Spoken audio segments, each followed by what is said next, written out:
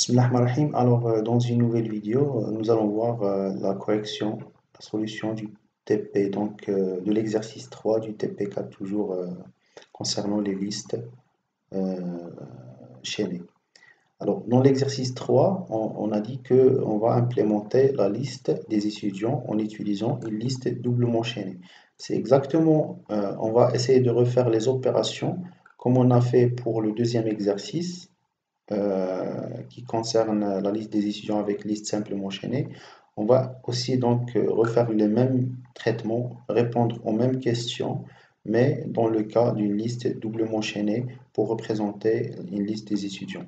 Alors, proposer un menu à la console permettant d'effectuer les actions suivantes.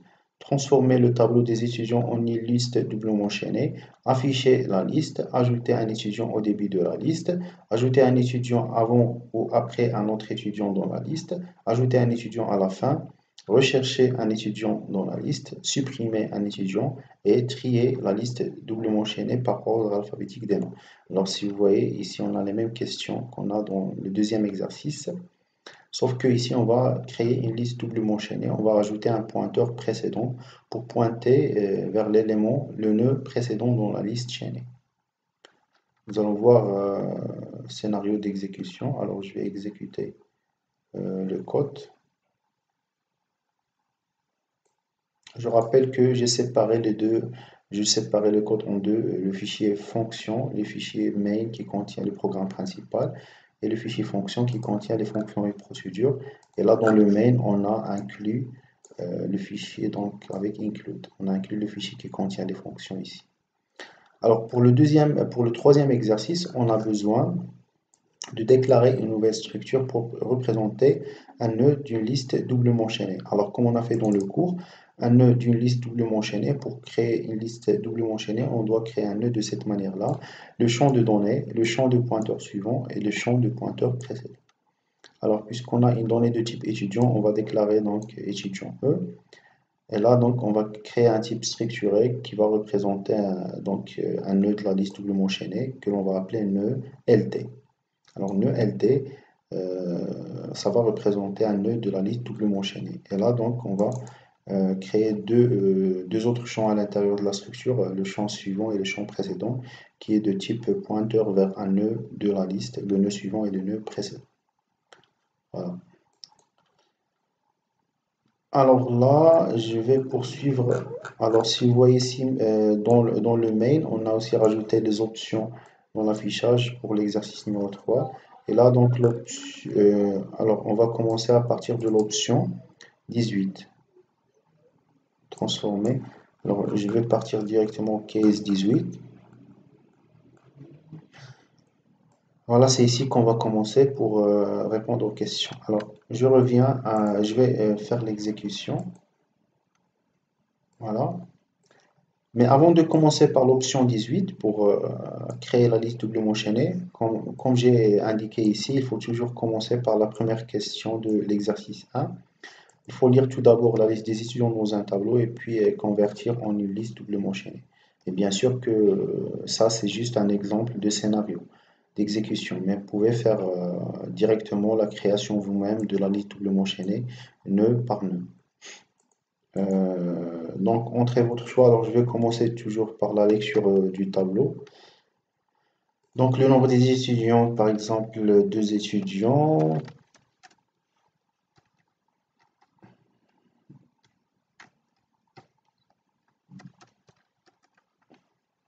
Un deuxième étudiant. Voilà. Donc, j'ai créé deux étudiants à travers une lecture dans un tableau. Maintenant, je vais commencer aux options de l'exercice 3 par l'option 18. Alors, l'option 18, ça va permettre de générer une liste doublement enchaînée à partir du tableau que l'on a initialisé dans la question 1. Alors, 18, voilà. Il va me dire que liste créée avec succès. Et là, pour afficher la liste, je vais utiliser l'option 19. Voilà, il va m'afficher donc les étudiants que j'ai saisis dans le tableau et qui se sont convertis en une liste doublement enchaînée. Alors nous allons voir dans le code c'est quoi donc cette conversion de liste doublement enchaînée. Alors, l'option 18, c'est, alors qu'est-ce qu'on va faire? On va appeler une fonction créer liste doublement chaînée à partir d'un tableau que l'on a initialisé T, qui contient la liste des étudiants, que l'on a initialisé dans la question numéro 1. La taille du tableau, et là on va taper, donc on va passer en paramètre l'adresse de notre liste doublement, de notre pointeur vers la liste doublement chaînée. Alors je rappelle que ça, donc cette variable là, ça a été déclaré au début. Euh, alors cette variable là, ça va pointer vers un nœud d'une liste doublement chaînée. Alors c'est cette variable là que l'on va utiliser pour manipuler notre liste doublement chaînée. C'est un pointeur vers notre structure nœud LT. Donc je reviens à l'option 18. Alors on appelle la fonction de création. Et là on va afficher que la liste créée avec succès. Alors je vais afficher ici. Alors là c'est une manipulation des éditions à travers un tableau. Alors vous allez trouver des commentaires pour séparer les différentes sections, qui vont séparer les différentes sections. Manipulation d'une liste simplement chaînée. Là vous allez trouver un autre commentaire pour la partie qui concerne la liste doublement chaînée. Voilà, liste doublement chaînée, ça commence à partir de ce commentaire-là. Voilà, ou bien sûr, vous pouvez aussi CTRL F pour rechercher votre fonction. Et là, vous allez directement trouver la fonction dans le programme, si vous voulez. Donc, la fonction, qu'est-ce que ça va faire? Ça va prendre le tableau et la liste, un pointeur vers le pointeur de liste, puisque donc la variable liste ici, c'est un pointeur. Donc, automatiquement, dans le paramètre formel, ça va être si on passe lors de l'appel à une adresse de la variable, là ici on va passer à un pointeur, c'est-à-dire un pointeur vers le pointeur. Donc comme on a fait pour la liste simplement chaînée, dans la création de la liste simplement chaînée, dans la fonction créer liste simple chaînée, on va le faire pour la liste doublement chaînée, sauf que ici on va rajouter un pointeur précédent. D'accord? Alors, le même principe, on va parcourir les éléments du tableau un par un, de 0 jusqu'à n-1. Pour chaque élément, on va créer un nœud dans la liste doublement chaînée, donc avec malloc, en utilisant la structure, le type nœud LT. On crée un nouveau nœud dans la liste doublement chaînée. Initialement, la liste est vide, mais donc on va l'alimenter par les éléments du tableau, en parcourant la boucle de 0 jusqu'à n-1. Alors, à chaque fois, on va créer un nouveau nœud avec cette structure-là et on va initialiser les champs du nœud à travers donc l'étudiant qui est stocké à l'indice i dans le tableau. Donc, pour chaque nœud que l'on va créer, on va l'alimenter avec les valeurs qui sont stockées à l'indice i, c'est-à-dire l'étudiant dans le nœud 1, on va initialiser avec l'étudiant qui existe à l'indice 0, c'est-à-dire l'étudiant 1. Le nœud 2 de la liste chaînée, ça va prendre les valeurs de l'étudiant qui est stocké à l'indice 1, c'est-à-dire le deuxième étudiant dans le tableau, et ainsi de suite. D'accord? Et après, ça reste à faire quoi? Donc, on a alloué de la mémoire, on a initialisé les champs, il reste à faire la liaison des pointeurs. Lier donc les éléments dans la liste doublement chaînée. Si la liste est vide, normalement, on va l'attacher, donc le pointeur de liste, on va l'attacher à un autre élément que l'on vient de créer, qui va constituer pour le moment le début de notre liste, le premier élément de la liste. Et on va initialiser une variable avec notre début de notre liste, notre premier élément de la liste. Alors, ensuite, si on n'est pas dans les itérations suivantes, i égale à 1, égale à 2, etc., on ne va pas tomber dans ce cas de test. On n'aura pas de liste vide, on aura au moins une liste qui contient un élément, au moins un élément. On va passer au else. Alors, dans le else, on va prendre cette variable-là qui contient précédemment qu'on a, donc dans l'itération 2 par exemple, cette variable-là, ça va contenir l'adresse du premier élément. Et donc, on va mettre Q suivant égale à P, le nouvel élément que l'on va créer par la suite. Et c'est-à-dire on va attacher le nouvel élément que l'on va créer par la suite à la fin de notre liste doublement chaînée. Et la fin, c'est repéré par la variable Q, qui va être donc normalement par la suite initialisée par modifié par P, qui est le dernier élément ajouté. Donc, je reprends. Ici, on va dans le dernier élément. Le dernier élément, on va mettre l'adresse dans son champ suivant, on va mettre l'adresse du nouvel élément à créer, c'est-à-dire on va attacher le nouvel élément créé avec le dernier élément de la liste. Et puis ici, P précédent, donc le pointeur, donc le champ précédent de notre élément que l'on vient de créer, ça va pointer vers le dernier élément. On va le lier avec le dernier élément. Et on va mettre à jour l'adresse Q, le pointeur Q, pour pointer vers l'élément, le nouvel élément créé qui est donc actuellement positionné à la fin. C'est-à-dire que après avoir terminé le traitement ici, dans chaque itération, le Q, dans chaque itération, Q, ça va prendre la valeur du dernier élément ajouté dans la liste. Pour que par la suite, lorsqu'on va rajouter l'élément suivant, ça va être ajouté à la fin, en mettant Q suivant égale à P. Donc ça, c'est le même algorithme qu'on a fait dans le cours de structure de liste doublement chaînée. Donc l'algorithme d'ajout à la fin.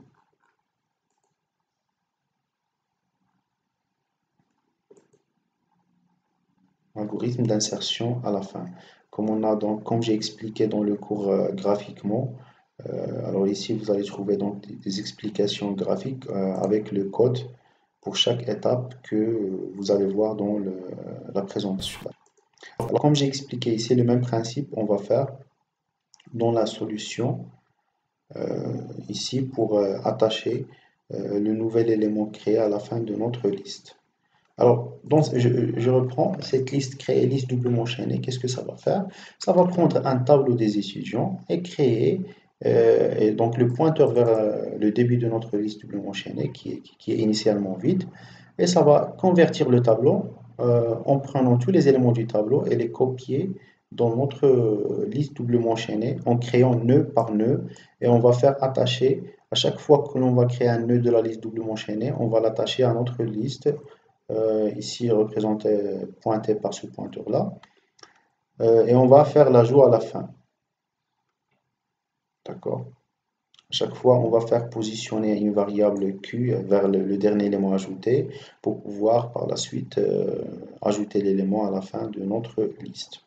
Et bien sûr, si vous voulez faire autrement, ajouter à chaque fois que vous voulez rajouter un nouvel nœud, ajouter au début, vous pouvez l'ajouter au début de votre liste. Donc ça, c'est juste pour simplifier, j'ai rajouté à la fin.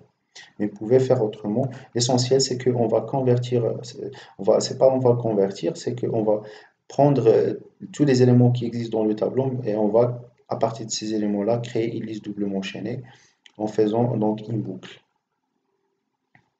Donc chacun peut faire avec sa propre méthode, soit rajouter à la fin ou bien rajouter au début. Vous avez toutes ces opérations qu'on a fait dans le cours, l'ajout au début et l'ajout à la fin, qui est donc représenté graphiquement par des éléments ici graphiques avec des flèches que vous pouvez revoir si vous avez donc à réviser cette partie-là. Ensuite, l'option suivante, c'est l'affichage. Si on veut afficher la liste doublement chaînée, c'est comme on a fait pour la liste simplement chaînée. On va tout simplement parcourir. Là, on va tester si la liste est vide. On va écrire aucun élément n'existe dans la liste, dans la chaîne. Sinon, si la liste n'est pas vide, on va parcourir la liste élément par élément. Et nous allons afficher chaque élément, pour chaque élément, les propriétés ou bien les champs de cet élément-là. Et là, on va passer à l'élément suivant à travers le pointeur suivant. Donc, comme on a fait pour la liste simplement chaînée, on va parcourir élément par élément à l'aide du pointeur suivant. Bien sûr, là, ça suppose qu'on est positionné au début de notre liste. Si on est positionné, par exemple, à la fin, on peut utiliser le pointeur précédent pour revenir en arrière pour afficher, parcourir, c'est-à-dire afficher à partir de la fin, en commençant de la fin jusqu'au premier élément. Alors, c'est ça l'avantage des listes doublement chaînées. On peut afficher les éléments de la chaîne du début vers la fin en utilisant le pointeur suivant, ou bien de la fin vers le début en utilisant le pointeur précédent. C'est-à-dire on peut parcourir la liste dans les deux sens. Ici, on a fait d'une manière simple en utilisant le pointeur suivant puisque la liste pointe, le pointeur de liste pointe vers le début, vers le premier élément de la liste. D'accord. Alors je reviens dans le main. Alors maintenant on va voir une autre option dans l'exercice. L'option d'ajout d'un élément au début de la liste doublement chaînée. C'est l'option 20. Alors je vais faire une exécution. Option 20. Entrer le code de l'étudiant à ajouter, par exemple 1, le nom de l'étudiant à ajouter, voilà, et la moyenne de l'étudiant à ajouter. Il a ajouté, sauf que ici, il faut faire un message de confirmation que l'étudiant a été bien ajouté. Ensuite, je vais m'assurer que c'est bien ajouté en affichant la liste avec l'option 19. Voilà, vous allez constater que l'étudiant a été bien ajouté au début de notre liste. Nous allons voir le code.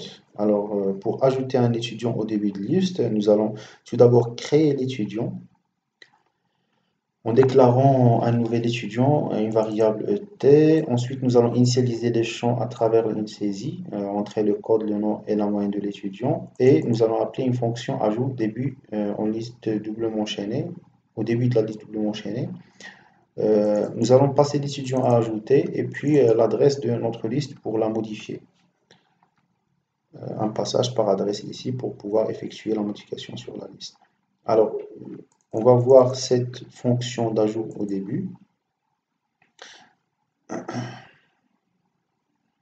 Alors, pour ajouter au début, tout d'abord, nous allons créer un nœud avec une allocation dynamique, le nœud de la liste chaînée.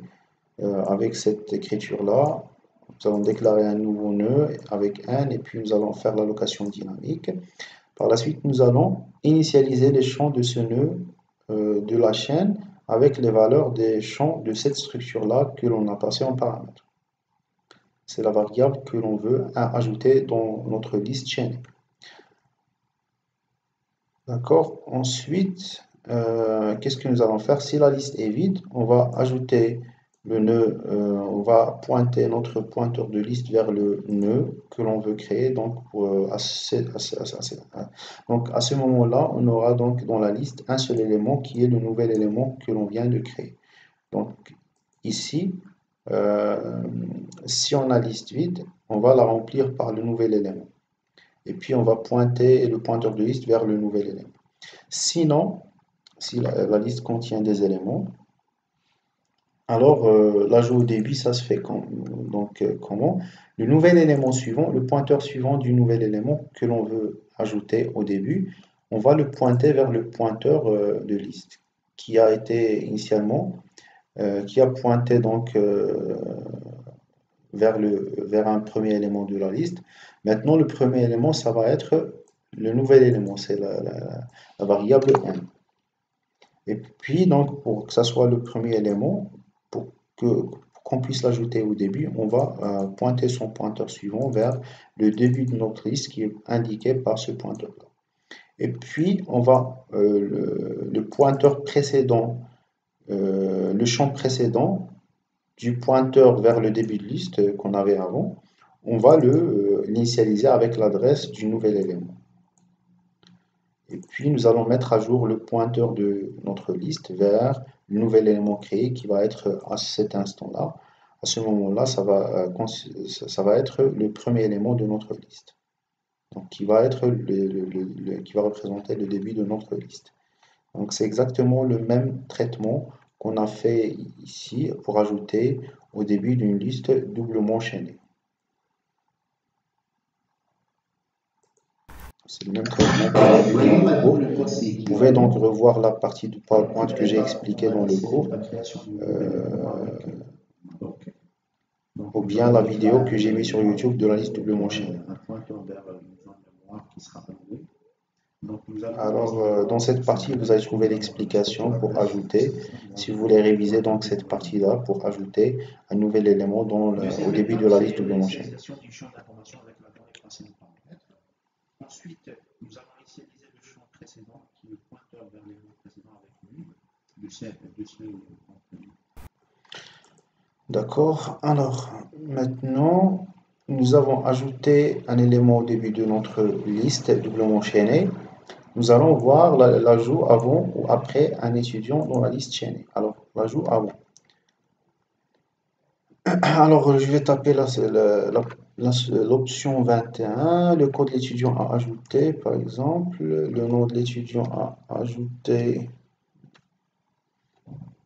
n'importe quel nom, vous pouvez mettre. La moyenne de l'étudiant à ajouter. D'accord, le code de l'étudiant que vous voulez insérer, avant lequel vous voulez insérer, par exemple, je vais insérer avant cet étudiant-là, qui a le code 1, 2, 3. Je vais préciser le code de cet étudiant-là, et là, ça va insérer. Et on doit mettre un message de confirmation que, disons que votre insertion a été effectuée, ou bien l'ajout de l'étudiant a été effectué avec succès. Donc là, qu'est-ce qu'on va faire? Pour s'assurer, on va mettre l'option 19. D'accord? Vous allez voir que cet étudiant que l'on vient d'ajouter est inséré à cette position avant cet étudiant-là, dans la liste doublement chaînée. On va voir aussi l'ajout après un étudiant dans le même dans l'exécution. Après, je vais vous montrer le code pour les deux options en même temps. Alors, je vais exécuter l'option 22.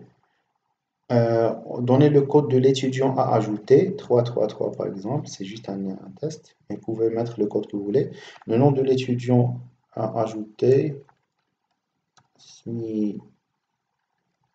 par exemple, n'importe quoi. Alors, et puis, la moyenne de l'étudiant 12. Le code de l'étudiant que vous voulez insérer après, donc après lequel vous voulez insérer. Par exemple, je vais préciser cet étudiant-là, 1, 2, 3, après lequel je vais insérer cet étudiant. 1, 2, 3. Voilà. Et ça va normalement, ça va ajouter l'étudiant. Après cet étudiant qui a ce code-là, on doit juste mettre un message de confirmation que l'ajout a été effectué avec succès. Pour s'assurer que l'ajout s'est bien passé, nous allons mettre l'option 19. Après, vous allez voir que l'étudiant a été bien ajouté après cet étudiant qui a ce code-là. D'accord? Maintenant, nous allons voir le code de... Alors, dans le cours aussi, donc, on a fait cet exemple-là d'ajout à une position donnée dans la liste. Après, donc, alors on a fait donc normalement après une position donnée, mais c'est le même principe que l'on va faire ici. On va rechercher l'élément à cette position-là et on va puis donc insérer un élément après cette position ou bien avant cette position. Donc, dans le cours, on a fait l'exemple après une position, mais avant une position, c'est aussi donc ça va être quasiment le même.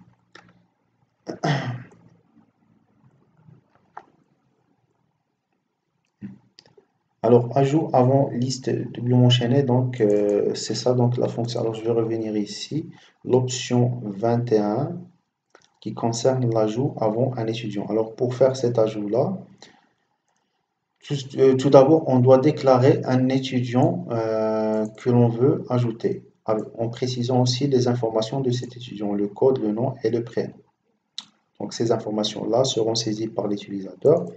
Ensuite, on va poser la question de donner le code étudiant avant lequel on veut ajouter cet étudiant-là.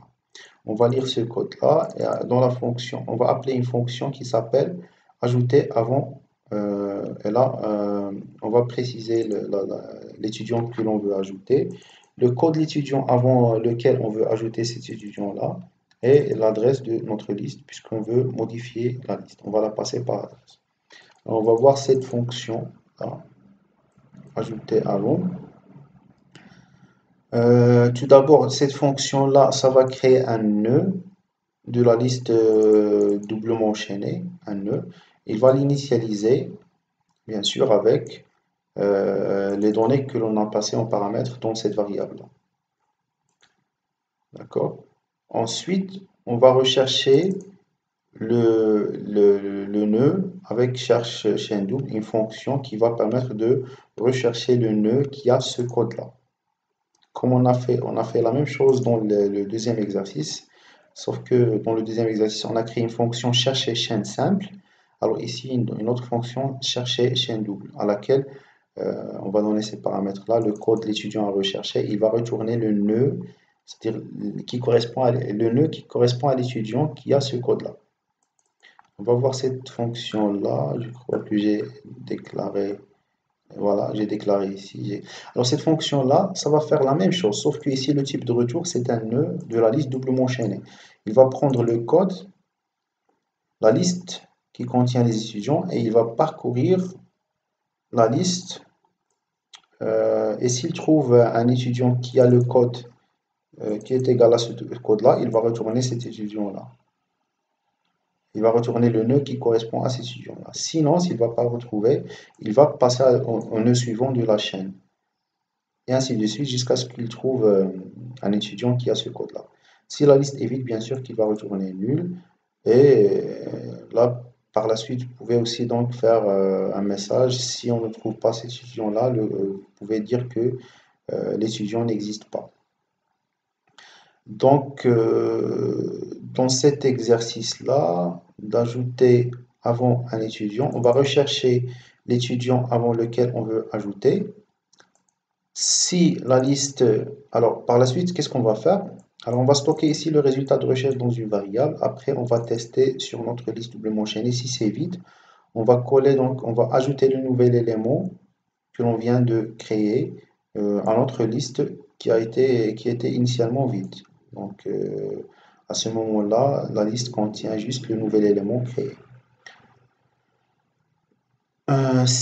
Alors, par la suite, on va faire un autre test. Si l'élément trouvé est différent de liste, donc c'est-à-dire l'adresse, c'est-à-dire qu'ici, on essaie de tester si c'est pas le premier élément de la liste, parce que la liste, initialement, ça pointe vers le premier élément, vers le début de la liste chaînée. Ce pointeur-là de liste doublement enchaînée, LL, il pointe vers le début de la liste, au départ, c'est-à-dire le premier élément.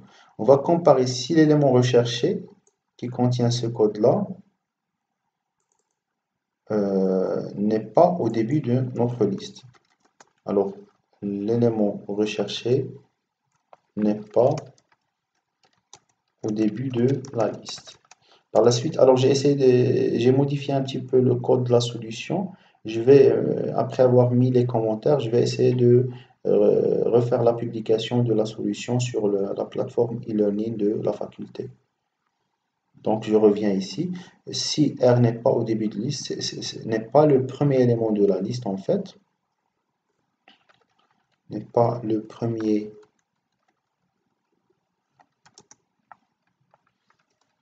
nœud de la liste. Alors qu'est-ce qu'on va faire? Donc n, le nouvel élément précédent égale à l'élément trouvé précédent. Donc on va mettre le champ précédent du nouvel élément, on va le lier avec cet élément-là trouvé précédent. D'accord? Le champ précédent de cet élément-là. Ensuite, dans le champ précédent du nouvel élément, donc là, n, ça représente, je reprends, n, ça représente le nouvel élément à insérer. Et donc, son champ précédent, je reviens ici, son champ précédent, ça va être, donc ça va être le précédent de cet élément-là, qui est l'élément trouvé. D'accord? Ensuite, R précédent, c'est-à-dire le champ précédent de l'élément R que l'on vient de trouver. L'élément précédent suivant, le champ suivant de l'élément précédent de R, on va le coller avec le nouvel élément créé. Ensuite, le nouvel élément suivant, n suivant, c'est-à-dire le champ suivant de nouvel élément créé, on va le mettre, on va le pointer vers l'élément R que l'on vient de rechercher. Ensuite, R précédent égale N. Donc le pointeur précédent de l'élément que l'on va insérer avant lui, on va le mettre, on va le pointer vers le nouvel élément. D'accord? C'est-à-dire là, on va supprimer ce pointeur-là pour le pointeur, pour la variable R. On va supprimer donc, on va écraser, on va mettre à jour le champ précédent euh, de l'élément R vers le nouvel élément. Mais avant de faire ça, on doit donc déjà faire pointer le pointeur précédent du nouvel élément vers le précédent de l'élément que l'on a recherché. D'accord? Ensuite, alors si c'est pas le premier élément, alors on va faire ça. Maintenant, si c'est l'élément que l'on a recherché, que l'on veut insérer avant lui, c'est le premier élément. Qu'est-ce que l'on va faire tout simplement? Le champ suivant du nouvel élément, on va le pointer vers ce premier élément qu'on a trouvé. Le pointeur précédent de cet élément-là, ça va être le nouvel élément. Ça va pointer vers le nouvel élément. Et le pointeur de liste, on va le mettre à jour vers le nouvel élément. C'est-à-dire qu'ici, c'est comme si on va faire insertion au début de la liste doublement chaînée. Donc, dans ce cas, si l'élément trouvé, donc l'élément R, alors je rappelle que l'élément R, c'est l'élément avant lequel on veut insérer ou bien ajouter l'élément N. Si c'est le début de notre liste, c'est-à-dire on va faire une insertion au début, et donc ça revient à faire les opérations d'insertion au début qu'on a fait dans le cours.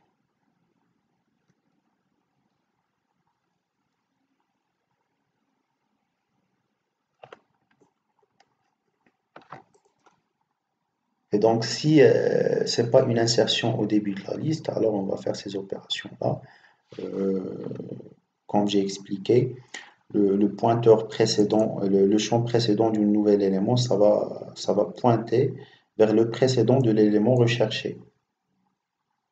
Et puis le précédent de l'élément recherché, l'élément précédent de cet élément-là, son suivant, ça va être le nouvel élément. Ensuite, le suivant de l'élément de l'élément N, c'est-à-dire le nouvel élément, ça va être l'élément R, avant lequel on veut insérer. Et puis le précédent de l'élément R, ça va être l'élément N, qui est le nouvel élément. D'accord? Vous pouvez donc, pour simplifier, pour comprendre mieux cet exemple-là, ou bien cette fonction-là, vous pouvez utiliser donc une représentation graphique comme j'ai fait dans le cours. Vous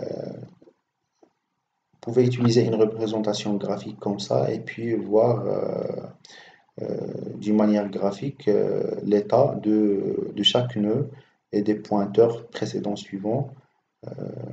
C'est-à-dire, vous pouvez mettre graphiquement cette solution-là et pour chaque variable, l'initialiser ici, les mettre sur une figure graphique pour pouvoir comprendre mieux la solution.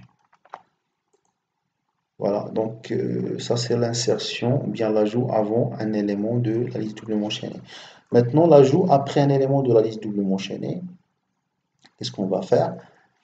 Je reviens à la partie main. Alors tout simplement ici, avant de faire l'ajout, on doit déclarer ici le nouvel élément à ajouter avec étudiant ET. On va initialiser les champs de cet élément-là à travers un scanf.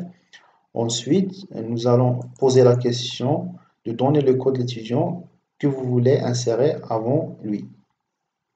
L'utilisateur, ça va donner le code et nous allons ajouter l'élément que l'utilisateur a saisi avant cet élément qui a ce code-là. Bien sûr, on va passer la liste par adresse pour pouvoir la modifier dans le programme. Alors voici la fonction d'ajout après un élément. De la même manière, on va allouer de la mémoire pour le nouvel élément à ajouter, pour le nouveau nœud que l'on va créer. avec cette façon de faire, malloc size of ne liste doublement chaînée. On va initialiser les champs de cet élément-là, les valeurs des champs de données, donc on va l'initialiser à travers cette variable-là. Et ensuite, nous allons rechercher l'élément qui a ce code-là. Nous allons rechercher l'adresse de l'élément avant lequel on veut insérer, on veut ajouter cet élément-là. Donc, à la suite, la fonction de recherche, ça va donner l'adresse de cet élément qui a ce code-là. Et qu'est-ce qu'on va faire? On va tester si c'est un élément valide, si c'est une adresse valide, c'est-à-dire on a trouvé un élément. Si c'est différent de nul, alors là, qu'est-ce qu'on va faire? Si le suivant égale à nul, si l'élément que l'on a trouvé, ça existe à la fin. C'est-à-dire si R est le dernier élément. Donc ça revient à faire ici une insertion à la fin. Donc qu'est-ce qu'on va faire? Ça revient à faire un ajout à la fin. Donc R suivant égale le nouvel élément que l'on veut ajouter. Donc c'est-à-dire que ça, si c'est le dernier élément, son suivant, ça va être le nouvel élément. Ensuite, le nouvel élément, le pointeur, le champ précédent du nouvel élément, ça va pointer vers l'élément qui était le dernier élément. Et après cette opération-là, le dernier élément, ça va être l'élément n que l'on a ajouté. Alors, si ce n'est pas le dernier élément, qu'est-ce qu'on va faire? C'est-à-dire, on essaie d'ajouter quelque part dans la liste chaînée. Alors, nouvel élément suivant, le champ suivant du nouvel élément, ça va être le champ, donc ça va être l'élément qui suit l'élément que l'on veut insérer après lui. Donc, on va faire pointer le pointeur suivant. Donc, on essaie de faire pointer le nouvel élément à travers son pointeur suivant vers l'élément qui suit l'élément recherché. Parce que, normalement, ici, on essaie de faire une insertion après, on essaie de faire un ajout d'un élément après cet élément-là, qui est l'élément trouvé. Et puis, R suivant précédent, c'est-à-dire l'élément qui suit l'élément R, le suivant de l'élément R, son champ précédent, on va le pointer vers le nouvel élément inséré. D'accord? Je reprends. Le champ qui suit l'élément trouvé R, c'est-à-dire le pointeur précédent, le champ précédent, on va mettre l'adresse du nouvel élément inséré. On va le faire pointer, le suivant de cet élément-là, on va le faire pointer vers l'élément n à travers son pointeur précédent. D'accord? Puisqu'on a une insertion de l'élément n après l'élément R. Donc ensuite, le champ précédent de l'élément n, qui est le nouvel élément ajouté, on va le pointer vers l'élément R, qui est l'élément avant lequel on veut ajouter. Donc n précédent égale à R, et puis R suivant égale à n. On va faire pointer l'élément que l'on a recherché, son champ suivant, on va mettre l'adresse du nouvel élément, puisque on essaie ici de faire l'ajout du nouvel élément après cet élément-là. D'accord?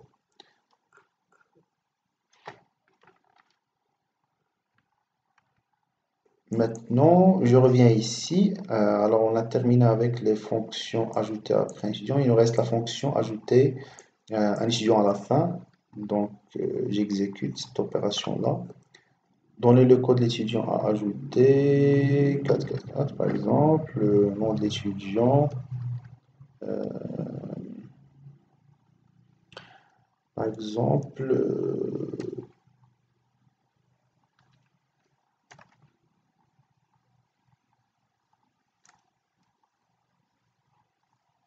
cet étudiant-là, et puis la moyenne de l'étudiant, je vais mettre I7 par exemple, et l'étudiant, normalement, ça doit être ajouté à la fin de notre liste. Il suffit d'ajouter un message de confirmation ici. Maintenant, pour s'assurer, je vais exécuter l'option 19. Voilà. Et vous allez voir que cet étudiant-là est ajouté à la fin de votre liste doublement chaînée. Nous allons voir maintenant le code. Donc, je reviens au programme principal main. Ajout fin. Alors là, avant d'ajouter l'étudiant, bien sûr que l'on va déclarer une variable étudiant. À partir de la structure étudiant, on va initialiser les champs à travers une lecture au clavier, avec cette façon de faire. Ensuite, on va donc... alors là, c'est l'initialisation. Après, on va ajouter ces étudiants à la fin de notre liste doublement chaînée, en passant l'étudiant que l'on veut ajouter en paramètre et l'adresse de la liste doublement chaînée pour la modifier par la suite à l'intérieur de la fonction.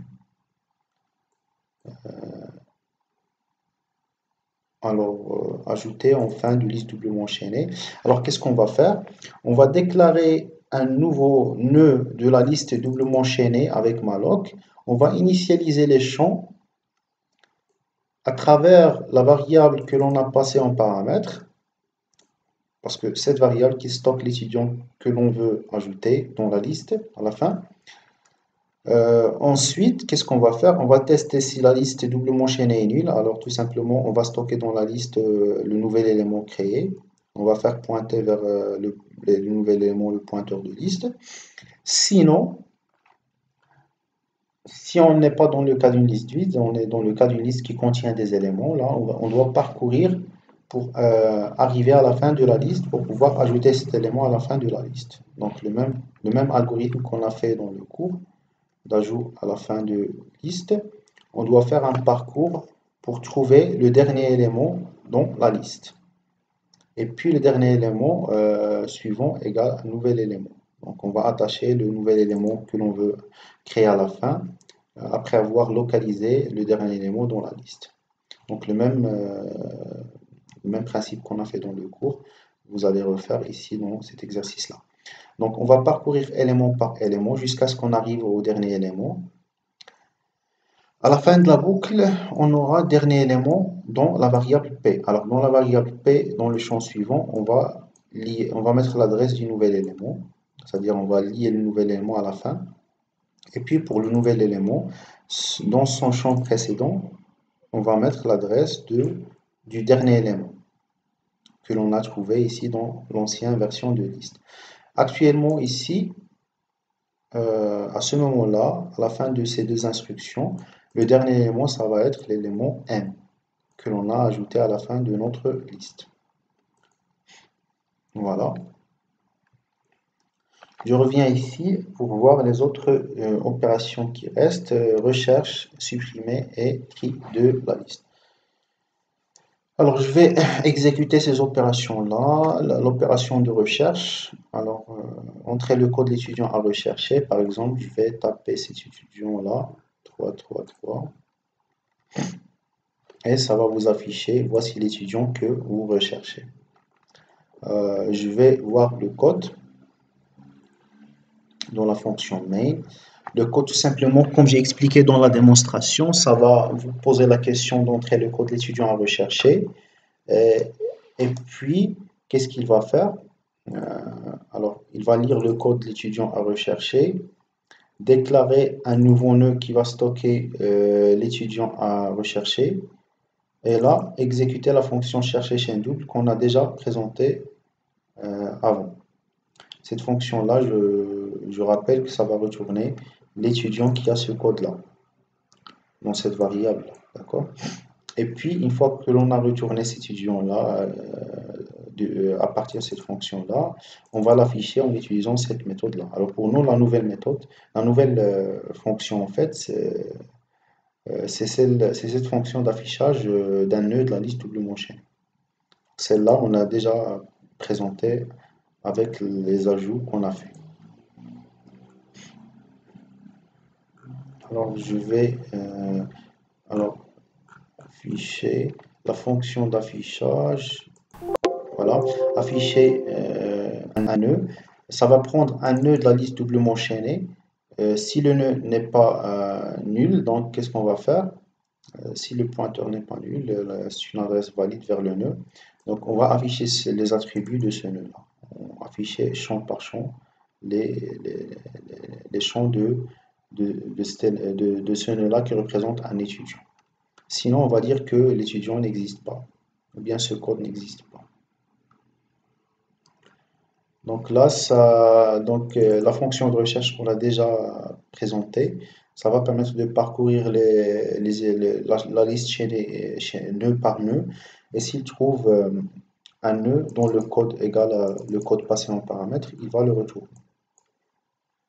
Donc tout simplement ici, on va retourner l'élément, le nœud qui a ce code-là, et on va l'afficher avec cette fonction-là que je viens d'expliquer.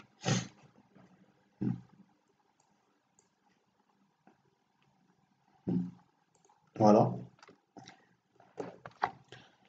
Maintenant, pour l'option 25 qui correspond à la suppression. Alors, qu'est-ce qu'on a ici? Alors, je vais indiquer 25. Ensuite, je vais supprimer un étudiant, par exemple, l'étudiant qui a 333. Donc, cet étudiant-là qui a ce code-là. Voilà. Il suffit d'ajouter un message disant que l'élément, le nœud a été supprimé de la liste chaînée pour confirmer.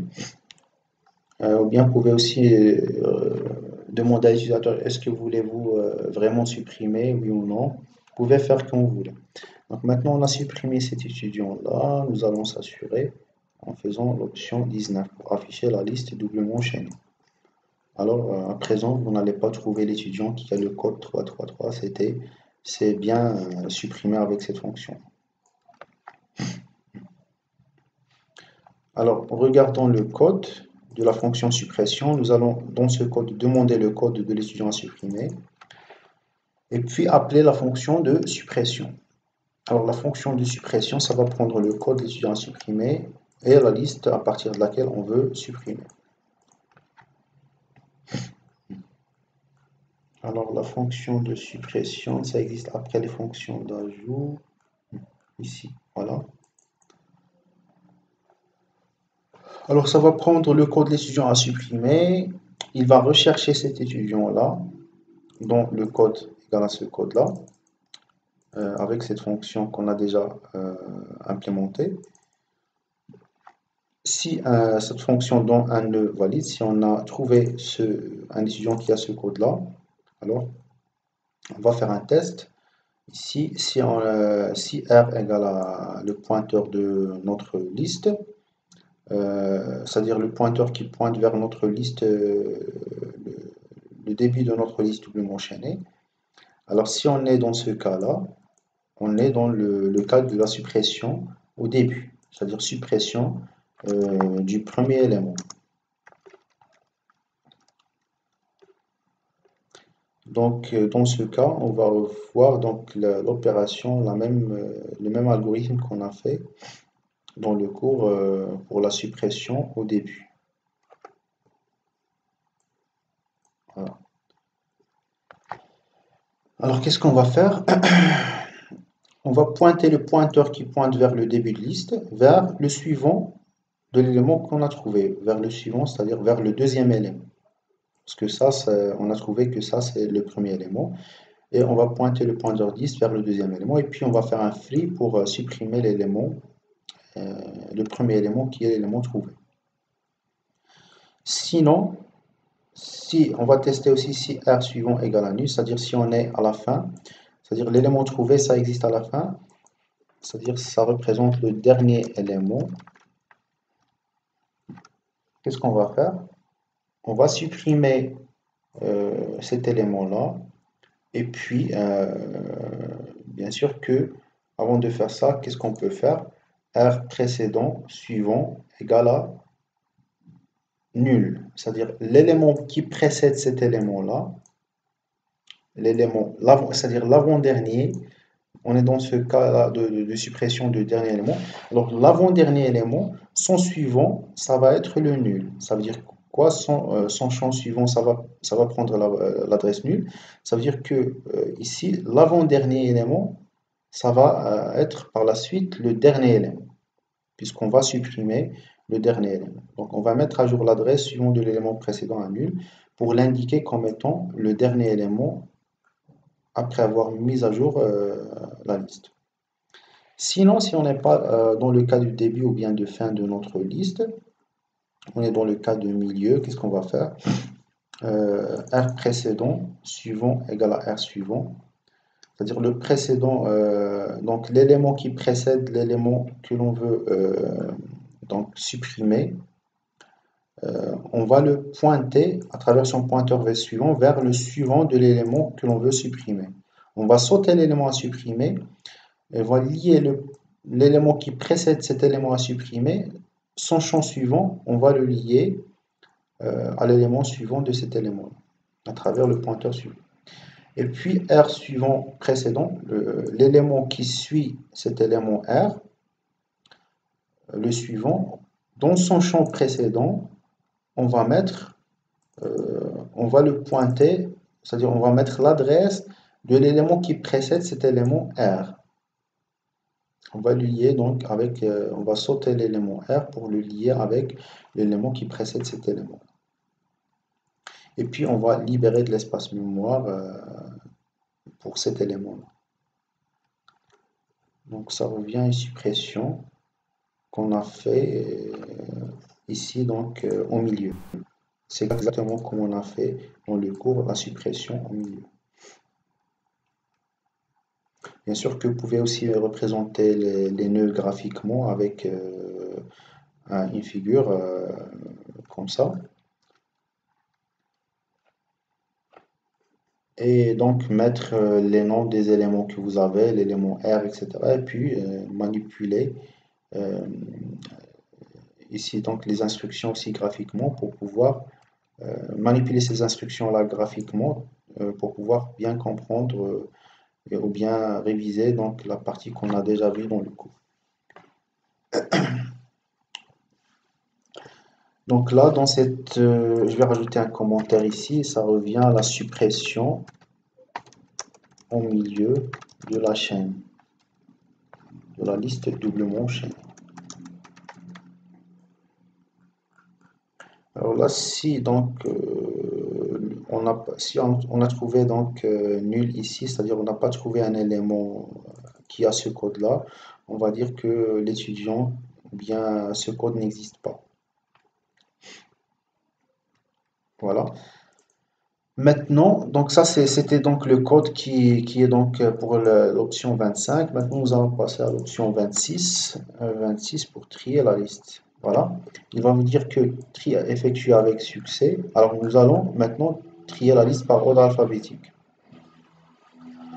Le tri, donc si vous avez remarqué qu'ici on a des éléments qui ne sont pas triés, et par la suite lorsqu'on va faire la tri, lorsqu'on va faire le tri, normalement, comme on a fait pour l'exercice 2, on va suivre le même algorithme pour trier donc la liste doublement chaînée. Et si on affiche après avoir trié donc la liste,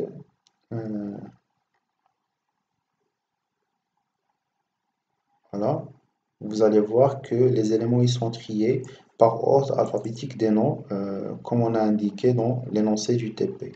Ici, c'est indiqué que le tri, ça va être par ordre alphabétique, comme on a fait pour l'exercice numéro 2. Donc, le tri a été effectué avec succès. Alors, nous allons voir que dans le code, donc c'est la dernière option, tri liste doublement chaînée. Et après, on va afficher le message tri effectué avec succès. Donc, nous allons voir c'est quoi cette fonction tri qui va donc nous trier notre liste doublement chaînée.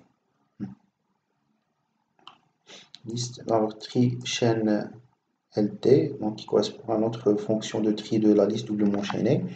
Qu'est-ce que ça va faire? Alors, comme on a fait exactement comme on a fait pour le tri de la liste simplement chaînée, nous allons parcourir les éléments de notre liste et comparer l'élément avec son suivant. Si on trouve que avec str compte que cet élément-là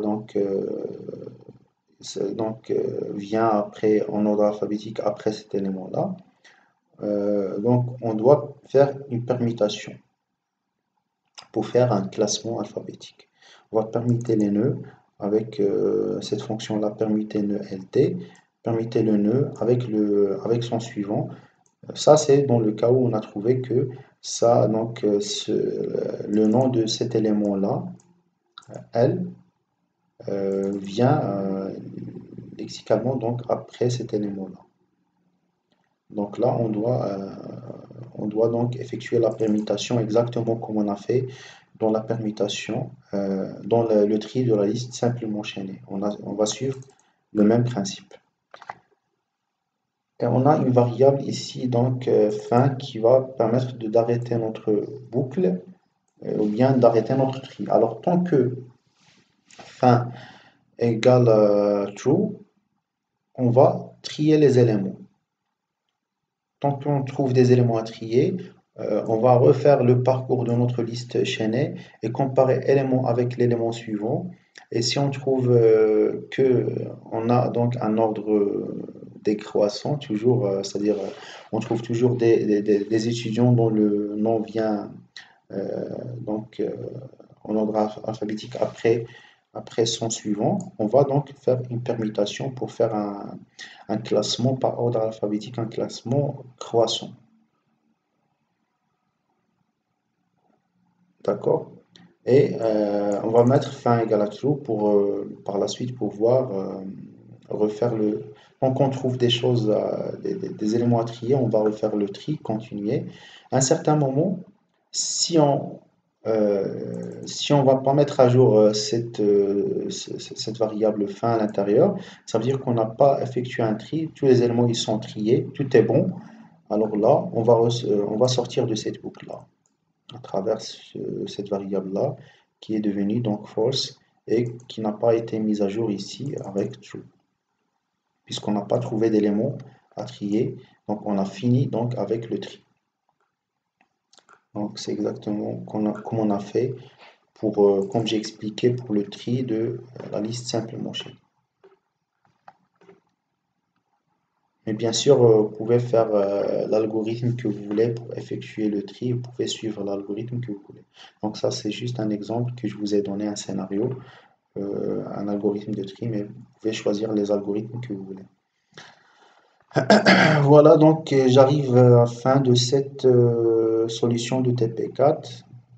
J'ai expliqué juste brièvement le code.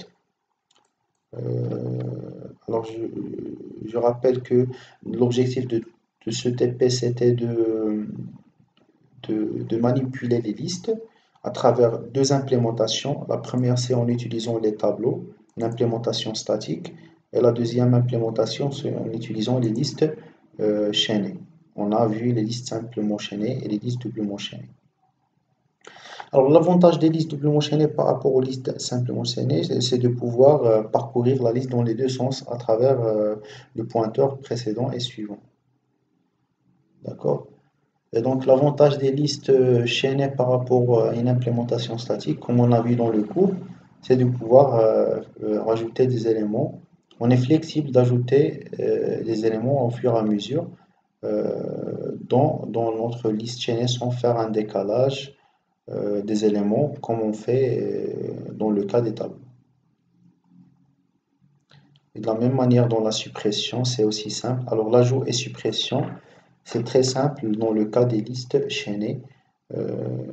Donc on va juste manipuler les pointeurs suivants précédents pour donc ajouter ou supprimer des éléments dans la liste chaînée.